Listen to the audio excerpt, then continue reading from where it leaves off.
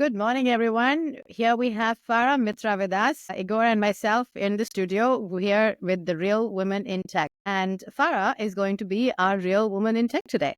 A little intro on Farrah before we jump into the questions. Farrah is quite an inspirational figure whom I've admired over the last several years, but was even more impressed once she actually came to Google while I was there and conducted a fantastic workshop on Radical Candor that ended up being the foundation for me as a leader, the principal foundation of how I lead and how I bring teams together and my behaviors at work and even in personal life. So I owe a lot to Farrah, and over this course of research for this podcast, Igor also has learned a lot about Farrah, and we are really excited to have her on the show. And just a little bit intro, and then we'll dive deep into the questions. Farrah is an executive coach and an advisor specializing in leadership communications and people strategy. She has 15 years of experience at Bain as a strategy consultant and people and culture executive at hypergrowth tech companies. She has supported development of successful leaders across the industry, not just tech, and hence brings a glory of experience with her. Farrah's clients span the C-suite at Fortune 50 companies and also go all the way to the small startups that she supports and nonprofits that she supports with her endeavors. As a communications expert, Farrah is one of the 15 Radical Candor facilitators worldwide. That's quite a feat, Farrah. I don't know how you achieved that. I'm so curious to hear about that story later in the show, and has led over 200 workshops on how to give effective feedback. Her communicating change framework, which is very near and dear to her heart and is something new that she's bringing into this world, has helped leaders navigate and communicate change clearly and effectively, creating a positive employee experience, no matter how challenging the topics. And the world that we live in, there are a plethora of challenging topics that we are all dealing with on a daily basis. So thank you, Farrah, for bringing your creativity and planting the seeds for something so phenomenal. Can't wait to hear more about it. Does all her work through her leadership company, which she founded in 2019 called Green Read. And there is a story about that as well. So tune in and listen in until we start discussing more about Green Read. So with that, Farrah, again, thank you so much for joining. What a fantastic journey. You've taken quite an interesting path, definitely one that one must aspire. And I bet when you're at the airports and in conversations and workshops, people are like, how did you do this all? Tell us more about your journey. So from Bain to leading people teams in tech and now running your own coaching startup while also working with Radical Candor. Can you walk us through those early years and how they've shaped your unconventional journey? Yeah, absolutely. First of all, thank you for that very, very kind intro. Yes, I would love to tell you more about my journey. So I have always loved everything people and everything business. So it might sound funny, but I was teaching dolls math at 7. I was definitely teaching and empowering and helping. And then I was definitely doing, at that moment, the version of business, which is math and numbers. And this theme has followed me everywhere. So in high school, I did a lot of community service. I did a lot of teaching, mentoring, anywhere I could help. In college, I went into engineering, but not to be an engineer. I actually didn't want to be an engineer, but I love numbers. I love analyzing. I love thinking about problems. So interestingly, my junior year at Cornell, someone said, hey, you should go work at Bain because you love solving problems and you love helping people. So I got very excited. I did go to Bain to solve problems. And for me, it was actually a really hard choice because my body was saying, I want to go Teach for America. I want to be on the ground. I want to be really hands-on doing this type of service. And I looked at Bain and I felt like they do pro bono work. They do tons of community service. There are people at Bain who sit on boards of nonprofits. They provide financially to nonprofits. And so it felt like there was a way to still go be in service of what I wanted and get really good skills to actually be able to empower others. So that's why I went. I got there. I was on our consulting side for almost 5 years, which is actually a little bit unconventional because I didn't go to business school. And I loved the clients and the problem solved. All that was all good. And I just volunteered for everything people. I'm like, I'll do the training. I'll do recruiting. I will do anything that involves people. And so I kept pulling and pulling and pulling back to people's stuff. And I feel like people will typically go tell all their friends they're going to leave the company. And I went and told all the senior people at Bain I was going to leave the company, that I wanted to do people stuff. So I talked to our office head at the time, who was wonderful. And he said, with a lot of love and a lot of radical candor, he said, I don't know how qualified you are to go do people's stuff outside of Bain, but holy smokes, you know everything about Bain. You've done every role. You've stayed for a really long time. You could be really powerful here and you could start your career in people here. And he said, if you consider staying at Bain, we will get you a career coach. I will take the career coach, right? I will do that. And everything in the coaching was just people, people, people, people. And so when the first ever role for a team member to be a strategy consulting on the training side opened up at Bain, I had told all the right people, right? I had told all the senior people who had their ears to the ground. And it was just a natural movement into the trading space. So I loved it. I got to be a strategy consultant to rethink about their world-class programs to help build their online learning platform. And I did 2 executive senior leadership roles at tech companies. And at every part of my journey, I always looked at my mission statement. And my life mission statement is to be the warm support that helps people get to where they want to be. I'm like, I need to go coach, not go into tech. And I looked at that and I said, well, I need to know how to operate. I need to know what it's like to be a leader, and I need to know the challenges that leaders face. So that's why I ultimately went, because I felt like it would be a good stepping stone into my journey. That is so fantastic. You know what I love about this is you've answered a lot of questions that we've asked some of our previous panelists. So how do you put yourself out there? Well, you start with telling people what you really want to do and raise your hand. Also, you emphasized on the mission statement. I find that really powerful. How early in your career did you define one for yourself? Curious. Yes. So the mission statement came out of the career coaching. So it was nice. Like I had that at that moment from making the pivot. So that was really helpful. And then again, I had to check in at each time. So a year after I started the executive level position, unfortunately, my mother-in-law got sick and we wanted to move to Houston. We wanted to be with her through good, bad, and ugly, not just the ugly. And again, I looked at my mission statement, and in tech, what I got was, well, at Bain, what I got was world-class everything, like professional development, business practices, business skills.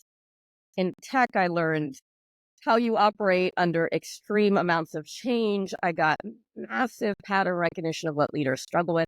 I struggled with my own leadership. I learned how a business operates.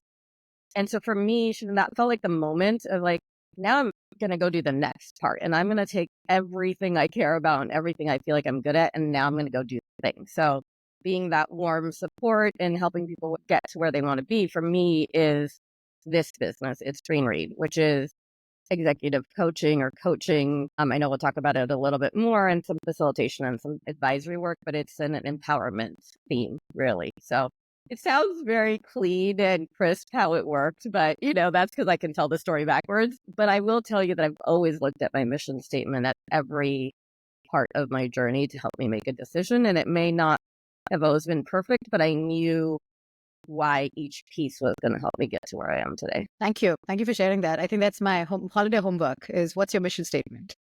And I also wanted to ask you, in 2018, you started your own coaching company, and the name of the company is Green Read, and there is a special story behind them. Maybe you can share that story.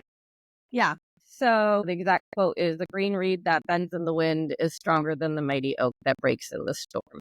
So to just get to a little bit of context before that, I have had a lot of struggles in my life. So there were times where I couldn't walk. There were times where I couldn't use my hands.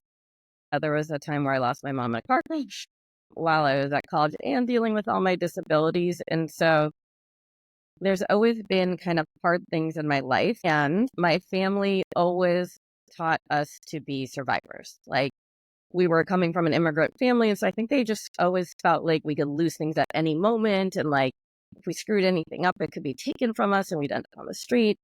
And it wasn't that they were being like dramatic to scare me. I think that was the moment of our life of like them coming here and working so hard. And so because of that, I always felt like I had to do things right. I always felt like I had to be a perfectionist. I always felt like I had to be a survivor. So my mom passes away and I go back to Cornell 7 days later because that's what we do. And that's what I thought my mom would want. Can't open a door at Cornell, like wait for someone else to open the door, like have someone help hold my lunch tray. Like I just figured it out. Like, I literally did engineering with like no hands, right? Because I felt like I always had to do really well. And what that meant is I'm a fantastic employee because I have to be a perfectionist because I don't want anything to go wrong. I have a lot of pleasing tendencies that I've worked through, but result in really good client services. And I think what that meant for me was I was a high performer and functional on the outside, but just always constantly kind of a mess on the inside, and I was worried and I was nervous and I was kind of, buzzing on the inside. And I think it's because of the stories. Like, I think, you know, 30 years later, my brain was still thinking, don't mess up or you'll be on the street, or get everything right or everything will be terrible. And it's not that I'm not a high functioning person. I just think my body was like on autopilot. So back to the name of Green Read. To me, Green Read is about this quote. And to me, the mighty oak is this rigid way of thinking. You have these stories and they drive you and you're on autopilot. And that's the way the world is. And the green reed can sway and it can bend and it flexes and it iterates and it understands the world is not black and white. And I told Shivam this on the phone, but the interesting part of this to me is like, I want people to feel like the green read. I want them to update their stories. I want them to thrive. I want them to flow and be able to adapt to different situations. And literally, in Houston on May 16th, we had a storm that came out of nowhere. It was 20 minutes long. And in 20 minutes, oak trees, like mighty oak trees, just snapped. And I'm not talking about like one. I'm talking like all over Houston. Our entire street just had, in 20 minutes, just these things broke. And then there's all these like little trees that just stayed up, right? So I'd see a house with like a snapped tree, and then I'd see a house, these tiny little flowy trees that did nothing. And so for me, it's interesting to have actually seen this in the real world. So for me, I just want people to feel more like that green read. It's a beautiful story. Yeah, that's actually a really beautiful story, and it leads me to the next question about your coaching specialization. And it seems like your coaching is mostly centered about mindset. Is this correct, or do you work with different areas? So it's a little bit of both. So how do I say this? So one is mindset's huge. So how did I go from the person who was constantly buzzing and worrying? I updated my mindsets. I did a lot of work to put myself in a place where I feel like I'm thriving. I do always have a little bit of a hard time with perfectionism and those things, but I'm self-aware. I have coping strategies and I've updated my stories. So absolutely, I help leaders unlock their mindset. And it's all the things you hear, like boundary setting, perfectionism, having a hard time delegating, micromanaging, working harder, having to get things right. So those are the things I help them unlock. Once that's unlocked, we can work with the skill building. Because Igor, for me, how it translated in my leadership was ownership. Like, I can't give anybody ownership of anything. What if they mess it up? Like, I'm going to be in trouble and on the street, right? So I know, because I think we're all very smart, like I know that it's good to delegate, but my body wouldn't do it. So there's no point in doing coaching with skill building if someone's body is going to reject that. So first we unlock the mindset, then we get to the skill set. Right. So if somebody is having a hard time having hard conversations, like first let's figure out why is that hard for them, get them to a place where they're more comfortable having hard conversations, then let me teach them. Because if they could have done it with skills, we would have done this already, or they would have read a book, right? So to me, it's 100% of both. But I think about starting with the mindset piece and then going to the skill building. And I know there's different types of coaching, but in my executive coaching, Igor, it is practical. Like we're going to do the mindset stuff and it's going to go deep and we are going to dig into your stuff. But if having a hard conversation is hard for you, like we're going to practice that conversation and you're going to come out of this session like feeling confident, feeling comfortable, and feeling competent to do it. Because you can't just have the words, you actually have to have the confidence and the comfort with it. So it's about both. It reminds me of when you were doing the workshop for Radical Candor, which we'll talk more about in a bit. And I remember feeling the difference just after the workshop. Like finish it because you've practiced it. Yeah. You didn't read a book and say, okay, let me think about that. It's just, there's no thinking time. It's doing. And I think that makes that goes quite a feat. Yeah. And Shivam, the reason why I know we're going to talk about Radical Candor, but the reason why I like it so much is because it starts with mindset. Like the workshop is making sure that we recognize this is hard And people come into it very scared and hesitant and not finding this easy to do. We get them to understand why it's a gift. Then we go to pragmatics. So I don't know if you remember in the workshop, like you have to first be willing to do it. And then we teach you a lot of the practical tips and tricks that we practice. So that tie-in is so important to my philosophy, which is why I'm the biggest Radical Candor fan. Before we go, Kanda, I'm surrounded by executive coaches around me. Igor has a fantastic practice, worldwide practice, and so he's got experience of talking to people across the globe. Farrah, yourself, I mean, you've been talking to startups, to nonprofits, to the Fortune 50s. What are some of the differences that you see in these environments, and what are some of the similarities? Like, you guys are like encyclopedias of human behavior and leadership. I'm going to tap into a little bit more of that. Yeah. So I actually think there's not a lot of difference. So this is how I think about it. We all struggle. We all have stuff. Leadership is hard. At least I think leadership is hard personally. I think the environment you are in might change the intensity. So if you are in a Series A startup with tons of ambiguity, you're building something that's never been built before, constant change, you might have a little bit more stress and triggers around things that are hard for you, right? Especially if that's ambiguity or whatnot.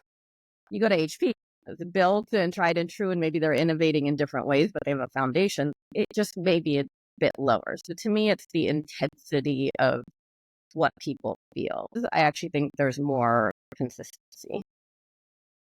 And what would those consistencies be? Yeah.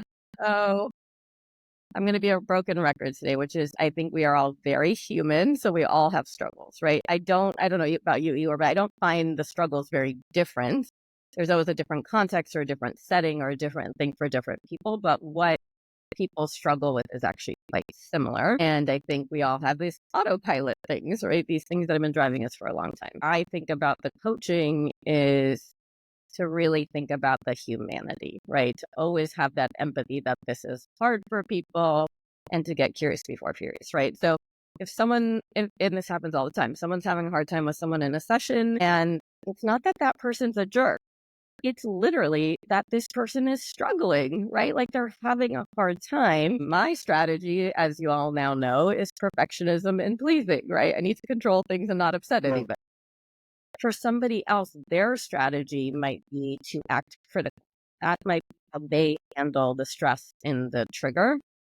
They're all hard strategies. They're all bad. They're all not ideal, but they are all actually just strategies when something's hard. And so a lot of times what I'm trying to do in the coaching is make sure people understand this is not like a person's a jerk or this person's an X or this person's a Y. I see Igor resonating and nodding.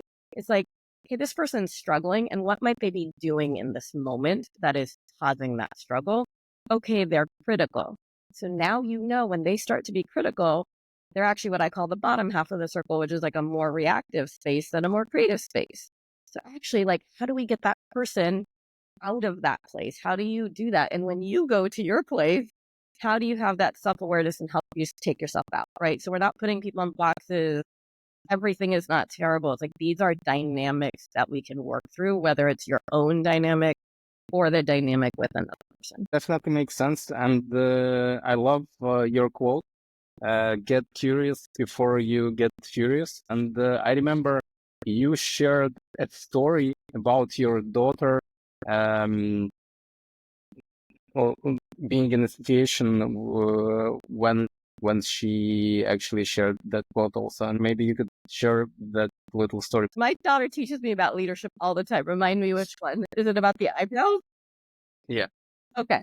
So yeah, and this one's like about mindset, but well, actually, so two things. One, there will be many times with my daughter where I will say something like, Amia, I wish you had just done that. And she goes, Mommy, get curious before furious. Like, it's already done. You just didn't see it. So she uses that a lot. The other story that I love that recently happened with her that's very much about being in a mindset and how people you can be a great actor, but your mindset always shows through, is that my daughter said, Mommy, you're so, like, why are you mad at me?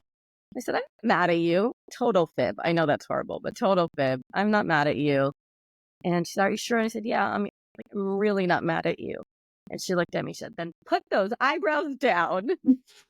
It was like, no matter how, like when you are dealing in leadership or when you are working with people, and we talk about the mindset piece and why it's so important, is that no matter how you feel and how good an actor you are, people will always know, right? So when I work with leaders around change and communicating change, I know this is not ideal, but we are all human.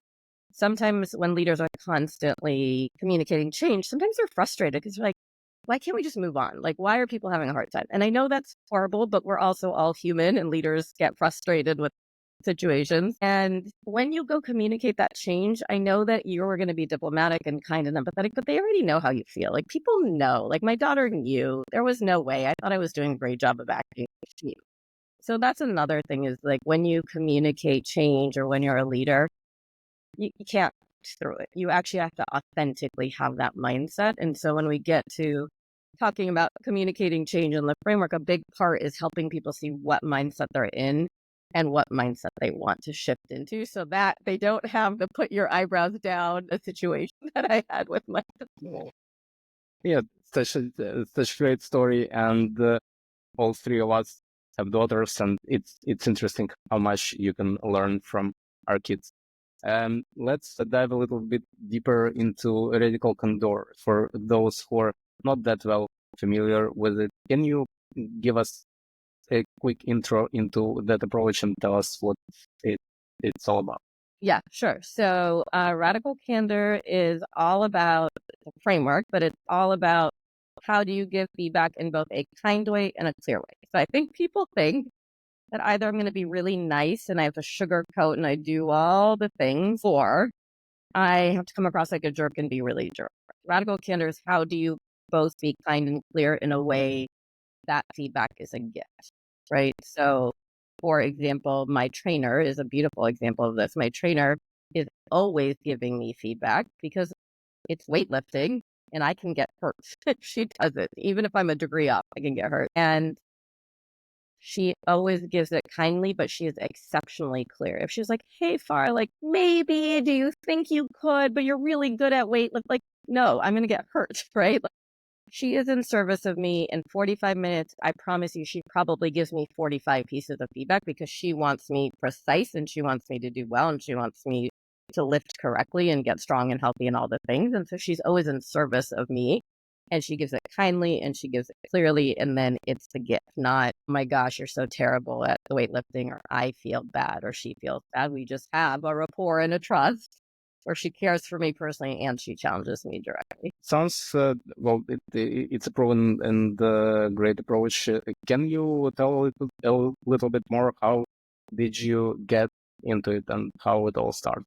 Yeah, it's a little bit of a funny story, but so I've always believed in radical candor, right? I've always believed when you have that trusted relationship, you're in a caring relationship, it will allow you to say the thing you need to say. So at that first tech company, my boss and I were constantly working 6 a.m. to midnight. Things were changing all the time, working in 15-minute meetings. We had a trust and a rapport with each other that we could say anything we needed to. So if I went into his office and said, oh my gosh, actually, I think that's a terrible idea.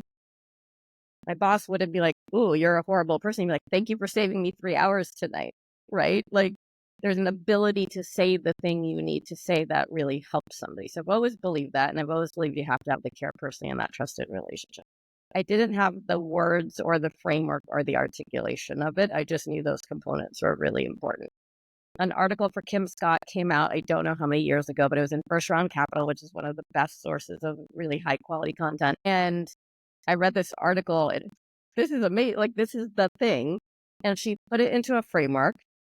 It hit the mindset and the skill set stuff that I really care about. And then it was super practical and pragmatic and very usable because it's not theory. It is literally like the real world where she came up with this. And then I became a little obsessed and like told everybody about it, like screaming from the rooftops.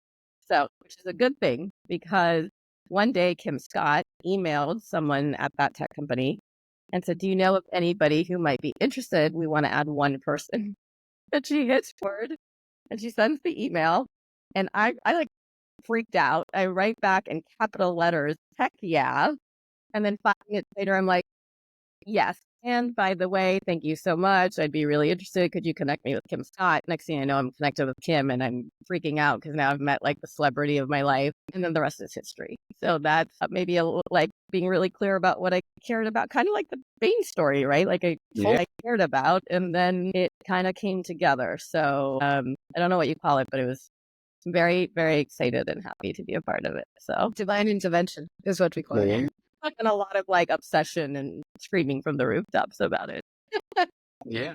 But it's a beautiful story. I mean, when you're actually interested in something and you believe that it works and you start sharing, it can manifest itself in real life. And I think the beauty of the story and what I find amazing about your career and about your coaching practice is that you did over 200 workshops, and I read some of the reviews and people give you a lot of praise. People usually are really satisfied and they get a lot of value from those workshops. Can you tell us what usually resonates with people the most and what they find the most valuable in those workshops? Yeah, I think first is what Shivam talked about, which is that you can have both. You don't have to be like overly nice. Like there's a way to find the balance and that there's a framework and a language that you can actually use and understand. I think that's first. But from a content perspective, I'll tell you the like top hits of the workshop from my perspective. One is if you want to create a culture of feedback, the most important thing you can do is actually start by getting it. So everybody's talking about giving feedback, but if you go out and get feedback, like, yes, you're going to grow as an employee and a leader and a person and all those things. Absolutely. But I genuinely believe this. If you go out and you ask for feedback and you show that you can take it, that you want it, that it is useful, that you know how to incorporate it, that it is frankly safe to be able to do, then you're going to be able to give it, right? So Kim always says your ability to take it gives you the right to dish it. What I did in my old world, and I really did this genuinely, but what I did in my old world with warmth and a smile, because I really did want the feedback, is I would say, hey, what feedback do you have for me? Or do you have any feedback? That's a bad question. I always got the no. It's like, in the entire planet, in the entire universe, what feedback do you have? Like, it's just not going to shoot. I'm just like, no, that's not going to work. The new way is what we call a go-to question. So it is an open-ended and specific question that you can ask. So an example would be, what's one thing I can start or stop doing to be a better leader? Last week, what's one place I made your life hard and one place I can make your life easier next week? Right? These are couple, I think. They are open-ended but specific. They're quite bound in time or subject or place. My hope is they take the burden off the other person to have to actually say like, hey, there's this thing you're doing and here's the thing, versus I know I do things well and I don't do things well. Like, please help me understand. So there's so many benefits to these, and you can do these up, you can do these across, you can use these down. I've had therapists do these with patients. Like, this really works kind of everywhere. So that's number one. Like, people love the go-to question. They love how pragmatic it is. We're not asking you to do this in an hour. We're asking you to do this in like 5 minutes in a one-on-one, for example. And an example of how quickly you can do it is during a workshop, we have a 5-minute break. And during the break, I actually call the sponsor and I just say, what's one thing that I should continue to do or do differently for the second half? It's usually 90 seconds at the most, but it's timely and I can do my best for the second half of the workshop. So that's number one. Go out and ask for feedback. And then here's a super pragmatic tip. Number two is meet the emotion with compassion. And this one is like right up my alley because, as you know, upsetting people or messing up or not having things go well is very hard for me. So I would run away from feedback if I thought I was going to upset people, which means I was constantly running away from feedback.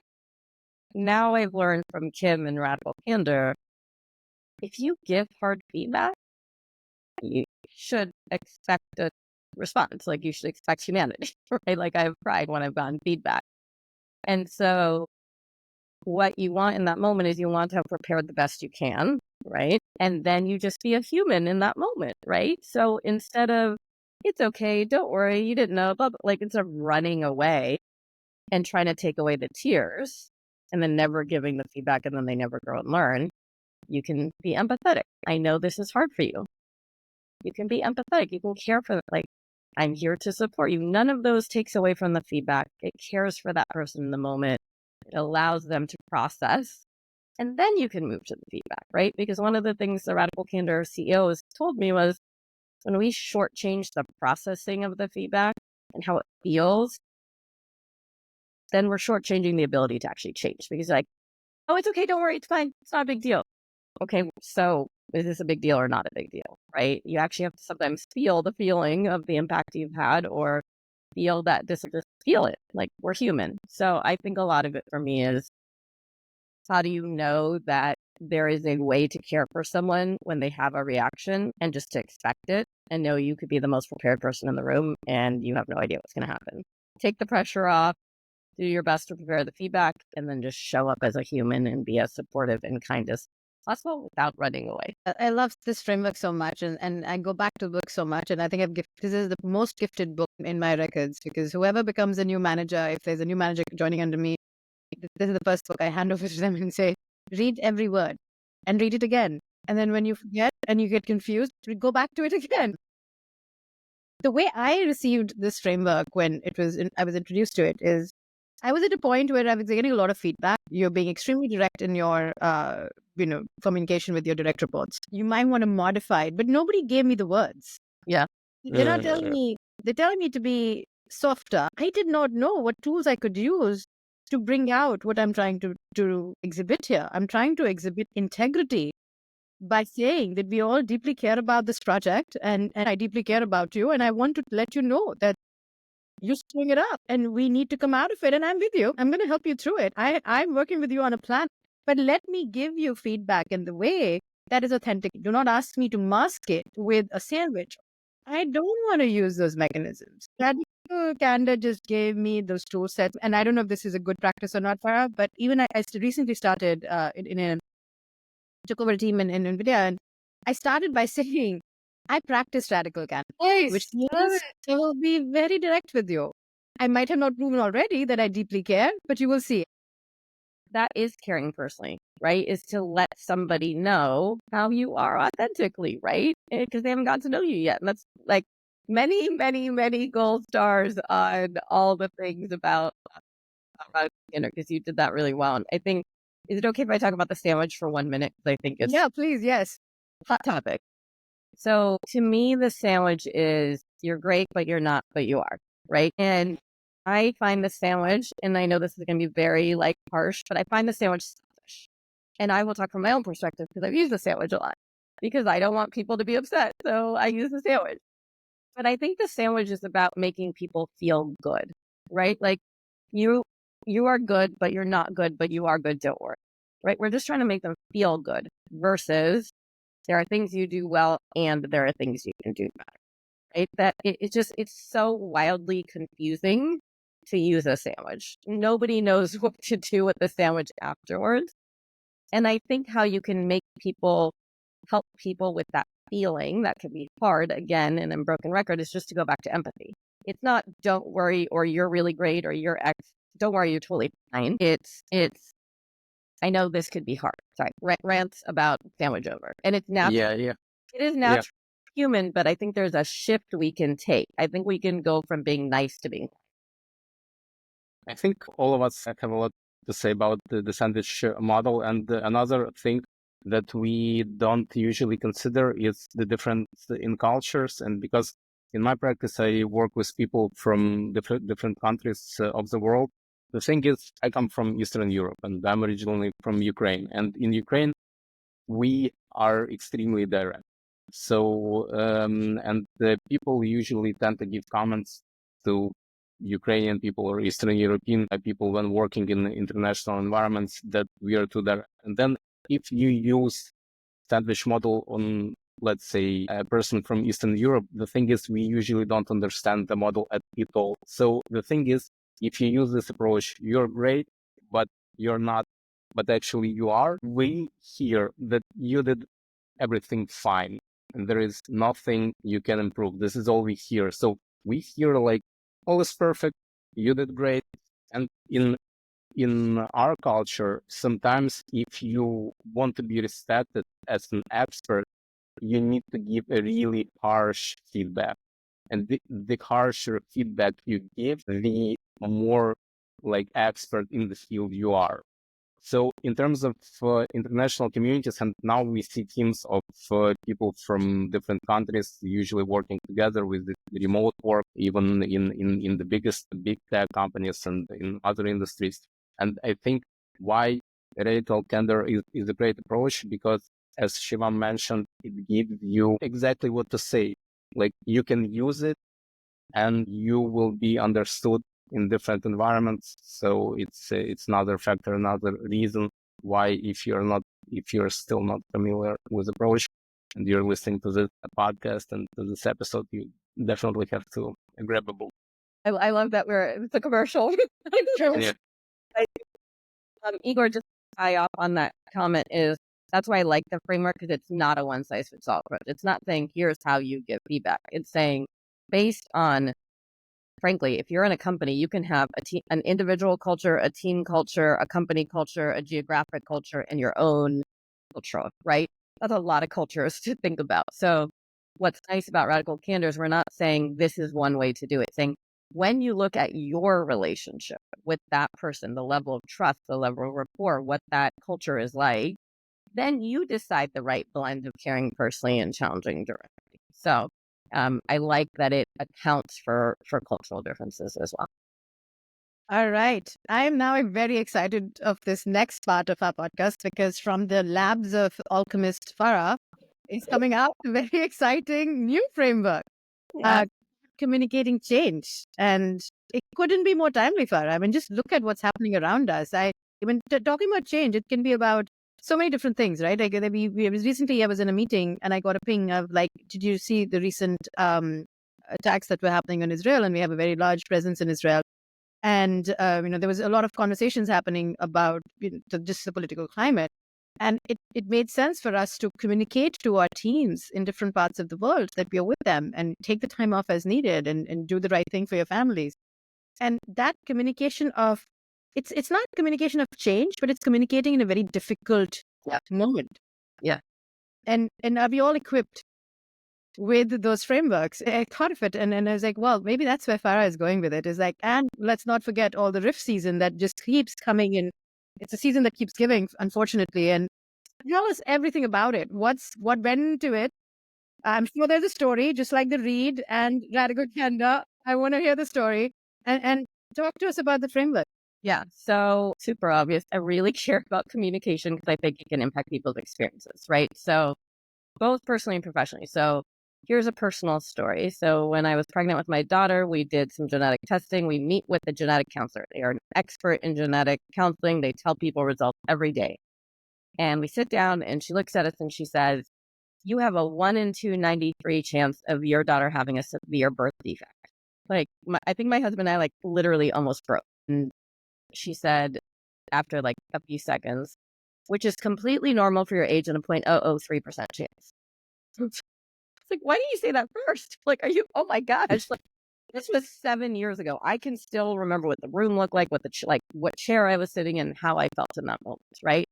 So communication matters, right? And if you go into the professional world, I remember a LinkedIn post where someone said, I learned I got laid off at 5 a.m. because there was a very large bank deposit in my account. And I was like, oh, this is horrible, right? And yeah, Igor's eyes are popping up. And similarly, Airbnb, who I think was one of the first people to do a very large layoff, this is years ago, people would post on Facebook and say, wow, I'm so bummed that this happened. And Airbnb treated we with respect and dignity. They want to support us. And like to this day, I show companies the email that was sent out because it is clear, it is empathetic, it gives you everything you need to know. It doesn't freak you out. It is all the things. And so I care so much about this. And so this communicating change framework is about how do you communicate something clearly and effectively and empathetically? How do you do this so that people get the right message that you need and they feel valued no matter how difficult, right? Like no matter how difficult the message is, how can we create the best employee experience possible in that moment? And its birth was in helping someone communicate what to say after a riff. And they came back and like, whoa, that really worked. And then it was 2 weeks later, I said, what do I say now? And then we applied the framework and it worked. And then my husband had to communicate something difficult. And I'm like, can you just try this thing on? Right. And it worked. And so I've just been developing it over time. And I'm just like very proud of it. And now it has come into the world and it has been used by companies. So, but the idea is, how do you go from a more ad hoc or maybe fact-based communication to something that's more clear and empathetic together? So Increasingly, we are finding ourselves in more complex situations where communication can be can be a challenge, and getting it right, especially across geographies. yes, Especially across geographies and generations, for that matter. Let's not forget that. Yeah. It might be okay to talk to a millennial in a certain way, but maybe it's not okay to talk to a Gen Z in the same way. And gender, and then the variations of gender that we're coming. This is the right time for it. So, Farrah, when is the book coming? Oh my gosh, not yet. Right. Loving, that's a very common question. Right now, what I am loving is that I am seeing this make an impact, because when all the risks started years ago, I thought it was like a year, and then it became it just keeps giving, right? And so honestly, what I am the most proud about is that I am making an impact. It's just me. I'm doing my best to make an impact. And I don't know if it's helpful, but I can tell you how it's been used in these. Yeah, no, I would love to. I wanted to go there next. Is like, how is it being used in organizations, and specifically the emotional side of receiving that communication? So let's talk about that. I've worked with many different companies and clients using this. Like I said, one of the places it has been the most helpful is in a risk, right? Or a very large change. So what companies will do is they will partner and will book a set of 20 or 10 or 20 one-on-one sessions, like 30 sessions, 30 minutes. When the change is going to happen, they communicate to their leaders and they say, we want to give you a resource, a safe, private, confidential space, or to the framework. And then they will draft a communication. I will look at it, I'll give feedback, and then we get together for that 30 minutes and like really work through it. And the number of situations isn't immense. So I've seen communications that I've helped with this framework of, you are getting laid off, you might get laid off.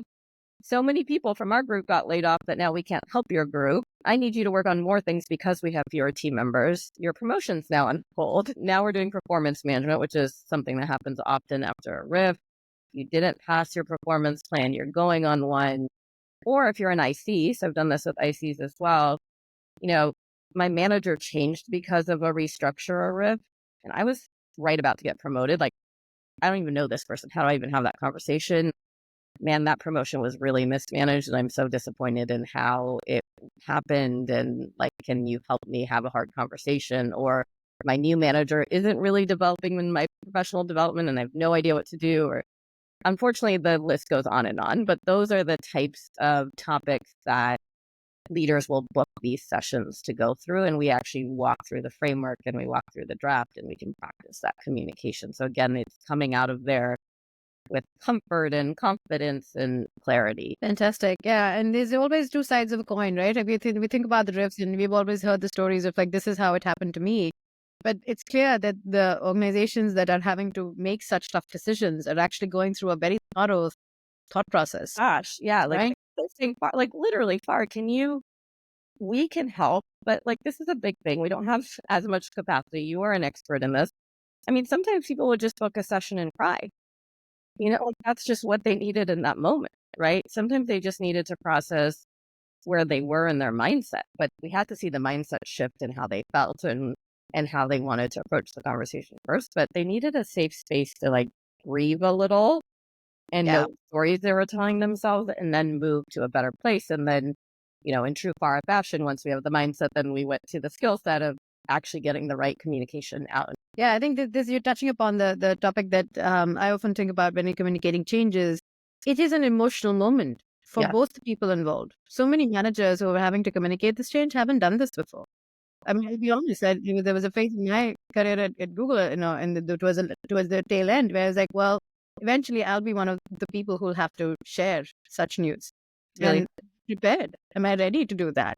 So how does a leader emotionally prepare themselves for this and navigate the landscape of the emotion that is coming in the moment from the receiver, Talk Yeah. to us a little bit about that. Yeah.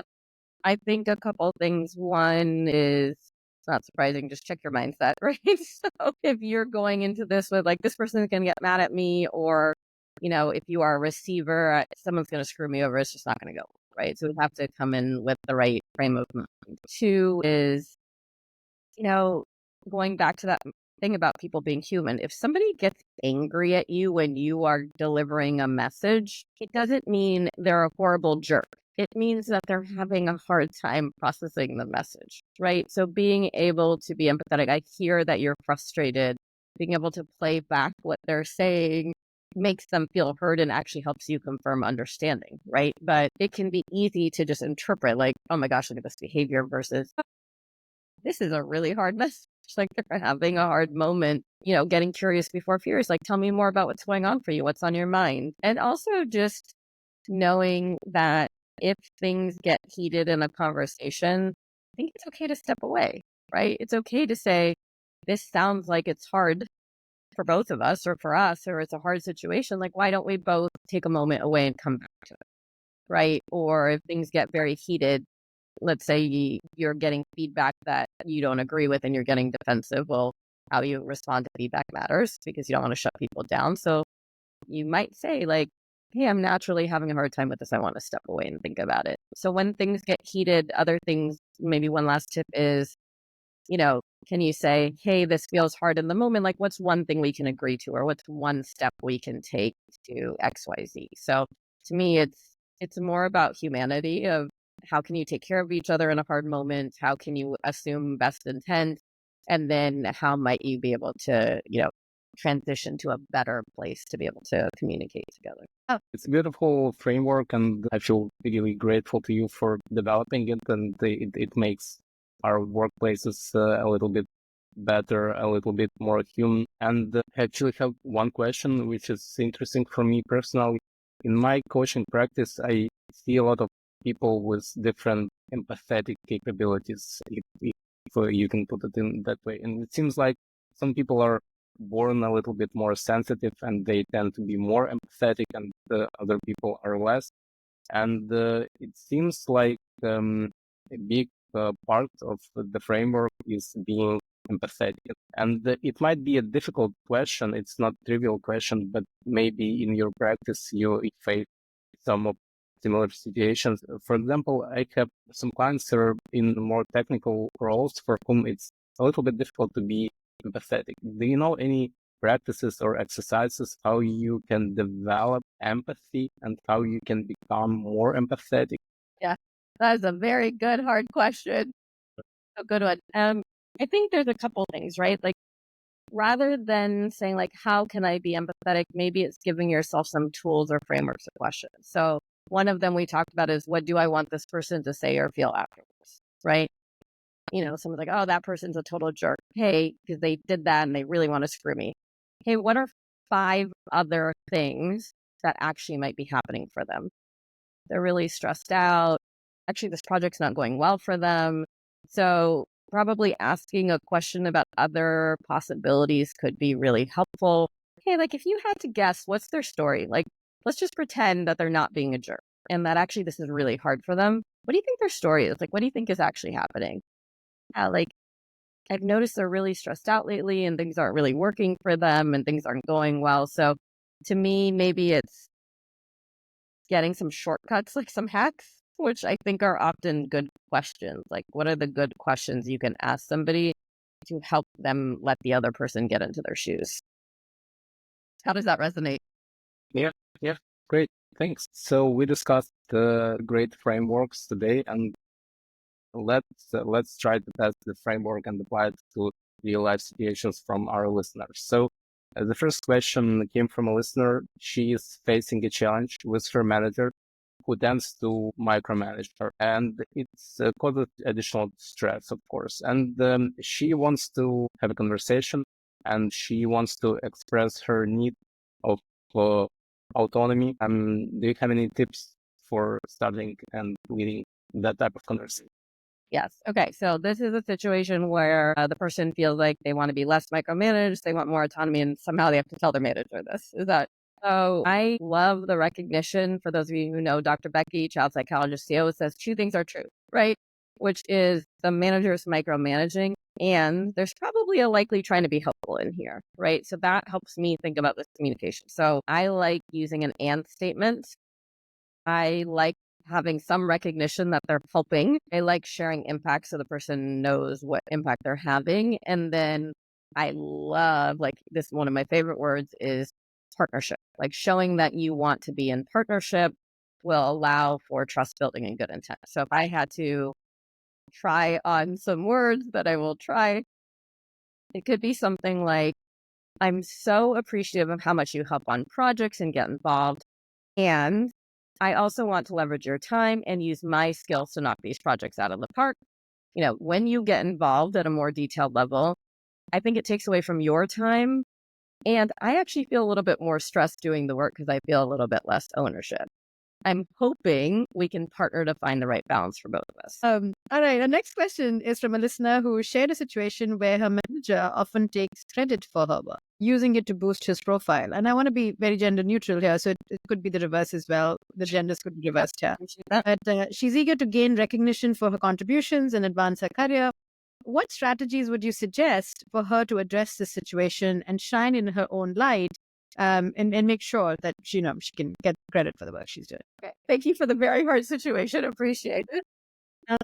I think this is hard because if you do want to give feedback, and it's really hard to tell someone that they're taking credit for the work, right? We can put them on the defensive, so that's hard. So I think maybe what I'll give you are phrases that I think could work. So I'm hoping you can help me advocate to, like, rise in the organization or take on better projects in the organization because I'm really working on my branding, right? Like, one way is creating opportunities for me to shine and let people better understand my skills. I'm hoping we can partner on ways to do this. So could we more explicitly share some of the work I'm doing? I fully understand that might be passive aggressive, like it might be a little passive, but it's a tricky situation. So that's one option. If you wanted to do a little bit more, maybe a little bit more direct, this is where Igor Curious Before Furious comes in. So it could be something like, hey, when I think about our team, like, sometimes our work is linked to our team or sometimes our work is linked to you. And I was curious, like, how do you think about that? Right? Because there are times where humanly, like, I also want to get direct credit for the work I was doing. And I'm hoping you might be willing to, like, help me shine a light on some of the things I'm doing. So I don't know if these are great, perfect answers because this is a messy world, but maybe those are two different ways to come at it. Yeah. It was really beautiful podcast. The energy was amazing, and thank you so much for sharing your expertise, for sharing your framework for those who want to learn a little bit more about what you do. Maybe you have some resources you can tell how people can find you to dive a little bit deeper into. Yeah, absolutely. So one, since we talked about Radical Candor a lot, there are lots of free resources. There's an incredible podcast. If you are interested in learning more about Radical Candor, doing a workshop, because I do think it's amazing and I brag about it because I didn't write it, you can reach out to me, LinkedIn or at my email that I'll give you, and I can send you more information. For things like executive coaching or this communicating change framework or advisory services, or frankly, just to geek out because I love doing this. If you'd like to work with me or get to know me better, you can absolutely find me on LinkedIn under Farrah Mitra. My email is farrah@greenreadgroup.com, and my website is www.greenreadgroup.com. So I would love to geek out. I'd love to partner with people. I am so passionate, clearly, about my executive coaching and my communications practice. So please do feel free to reach out. Awesome. Thank you so much, Farrah. This was fantastic. Really, really appreciate you joining us. And we can't wait to hear all the other frameworks that come out of the Farrah Labs. Thank you for reaching out. Thank you for having me. I get really excited about this stuff. I want to tell people more about things in the world so that they can improve and grow. And so giving me this opportunity to talk to you about it was amazing. So thank you both as well.